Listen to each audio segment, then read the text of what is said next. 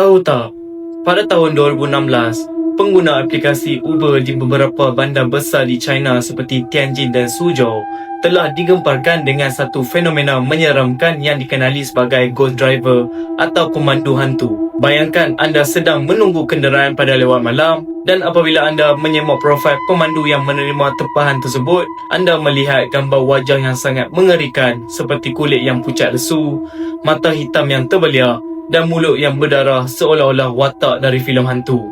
Tujuan utama pemandu-pemandu ini meletakkan gambar profil yang sangat menakutkan adalah untuk memaksa penumpang membatalkan tempahan kerana merasa seram atau tidak selesa.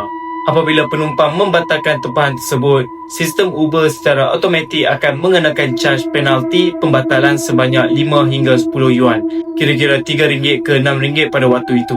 Wang itu kemudiannya akan masuk terus ke dalam poket pemandu tersebut tanpa mereka perlu menggerakkan kereta. Pihak Uber di China pada ketika itu terpaksa bergelut untuk menangani taktik licik ini kerana sistem pengesahan wajah mereka pada ketika itu masih mempunyai kelemahan yang boleh dimanipulasi oleh perisian sutingan gambar.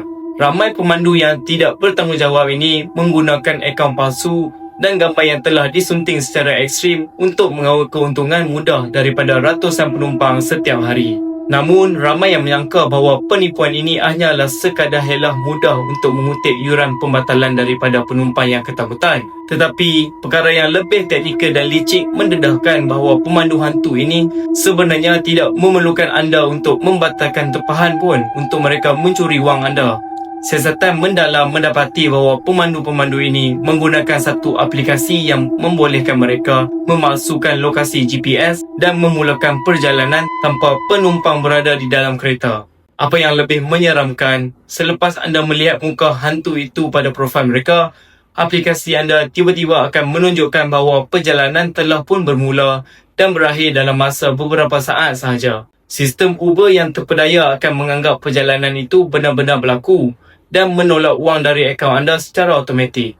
Jadi gambar hantu itu sebenarnya hanyalah sebuah umpan gangguan psikologi supaya anda sibuk merasa takut dan keliru. Sementara mereka dengan pantas menyelesaikan perjalanan palsu tersebut di sebalik takbir tanpa anda sedar bahawa wang anda sudah pun gaib bersama pemandu hantu tersebut.